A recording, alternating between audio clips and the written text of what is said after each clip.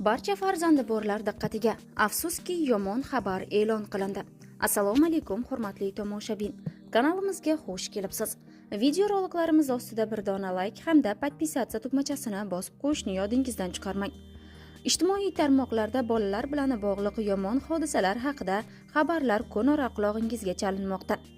Jizzax viloyatining Forish tumanida joylashgan 4 ta maktabgacha ta'lim muassasalarida 30 dan ortiq bolalar ommaviy ravishda ovqatdan zaharlandi. Bu haqda tuman hokimligi matbuot xizmati xabar berdi. Ma'lum qilinishicha, kecha 9-oktyabr kuni soat 9:00 dan 16:00 ga qadar bo'lgan vaqt davomida Forish tumani maktabgacha va maktab ta'limi bo'limiga qarashli 1, 3, 5 va 7 sonli davlat maktabgacha ta'lim muassasalarining 3 yoshdan 7 yoshgacha bo'lgan 37 nafar tarbiyalanuvchilari isitma ko'tarilishi, ko'ngil aynishi, qorin og'rig'i, ich ketishi va holsizlik kabi shikoyatlar bilan tuman tibbiyot birlashmasiga murojaat qilgan. Shifokorlar tomonidan o'tkazilgan epidemiologik surishtiruv davomida murojaat qilib kelgan bolalar 8-oktyabr kuni maktabgacha ta'lim muassasalarida biokifr, sir va sariyog' kabi mahsulotlarni iste'mol qilgani aniqlanib, ularga anamnez va birinchi tekshiruvlar asosida o'tkir diareya tashxisi qo'yilib, statsionar ravishda tibbiy yordam ko'rsatilgan.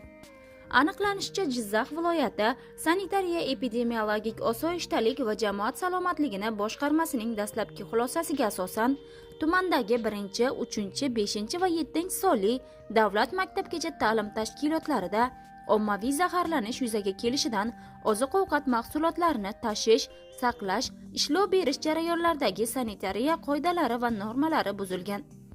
Bildirilishicha, mazkur holat yuzasidan Forish tuman prokuraturasi tomonidan Jinoyat kodeksining 205-moddasi 1-qismi bilan jinoyat ishi qo'zg'atilib, surishtiruv ishlari olib borilmoqda.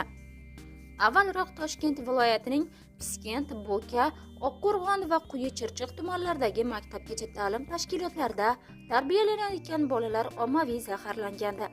Buning ortidan bir nechta xizmat ko'rsatuvchi xususiy korxonalarning mas'ul shaxslarga nisbatan Jinoyat kodeksining 257-moddasi 1-qismi bilan jinoyat ishi qo'zg'atildi. Bolalar sog'lig'idagi o'zgarishlarga sifatsiz sut mahsulotlari sabab bo'lishi mumkinligi haqida aytildi. Maktabgacha ta'lim tashkilotlariga olib borilgan 3,5% kefir mahsuloti Oqqo'rg'on tumanidagi sexlarning birida ishlab chiqarilganligi aniqlangan. Keyinroq esa ijtimoiy tarmoqlarda ushbu bolalar zaharlanishi bilan bog'liq hodisaga aralashgan har bir mansabdor ishdan olinishi hamda ularga qat'iy chora ko'rilishi haqida yomon xabarlar tarqalgan.